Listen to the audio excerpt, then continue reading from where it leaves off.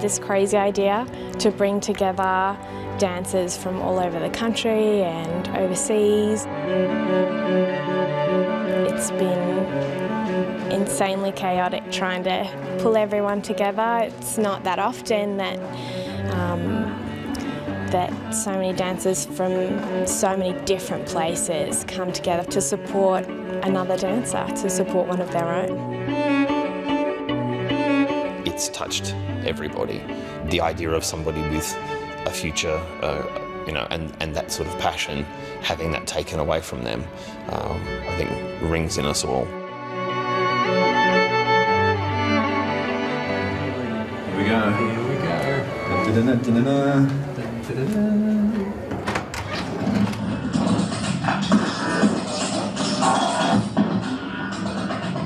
As a dancer, we're all so very passionate, and we're all very lucky to have that passion so young, because we all know what we want to do with our lives. It drives us forward through the good times and through the bad. He just puts his heart and soul into it. The way he moves, you can tell it's part of him. I remember when I first met Tom, he was just the most charismatic person. He was just a joy to have around. He was just finishing his school in Rotterdam and was just about to start his professional career, and he knew he was almost there, and he made it. He did make it. He was just at the tipping point of his life, and then this happens and it's taken away. I went to Portugal with 6 friends, and we were just going for a week away. Everyone was in the water, and I decided to jump in and join them. A wave was coming, and I just wanted to dive under it, and I just hit my head on this shallow sandbank. His friend rang me and he said to me, "Annie, Tom's had an accident," but he said he's okay, he's alive. He said, "We're in the ambulance now," and I spoke to Tom and he said, "Mum, I can feel people touching me, but I can't move anything." And he said, "I'm really scared."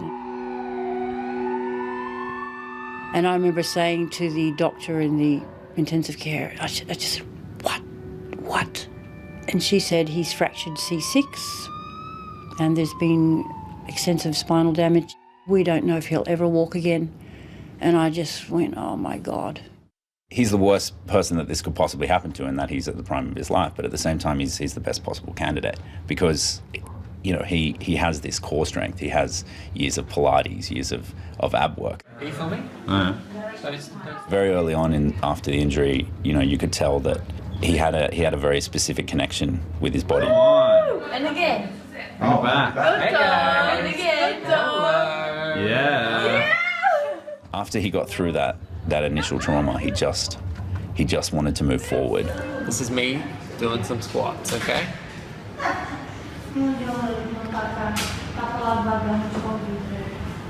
Yeah.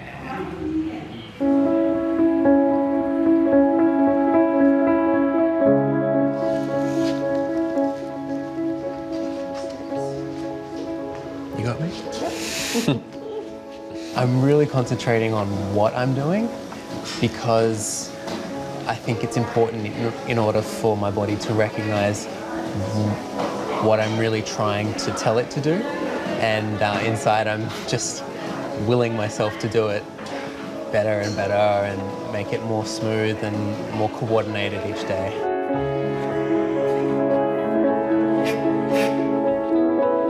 It's hard because since the spinal cord was damaged, the nerve messages from the brain get mixed up and get sent to different muscles, and so I find it really hard to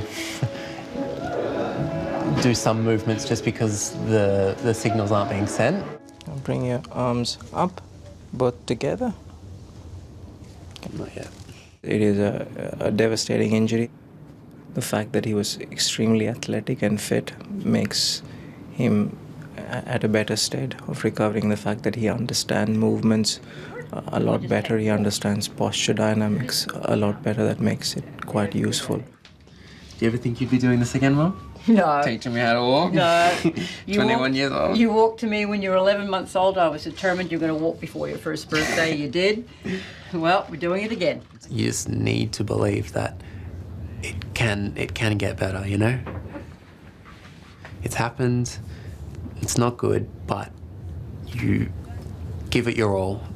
There's no other way to go about it, I feel. My girl got a minimum, keep stuck right there till the number comes. Leave a smooth operator looking like a bum.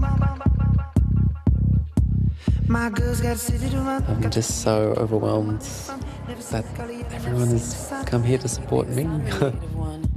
Flags flapping in Manhattan. I'm really grateful and really excited because they're fundraising money for my recovery. Peak of the empire, top of the rock. Flags flapping in Manhattan.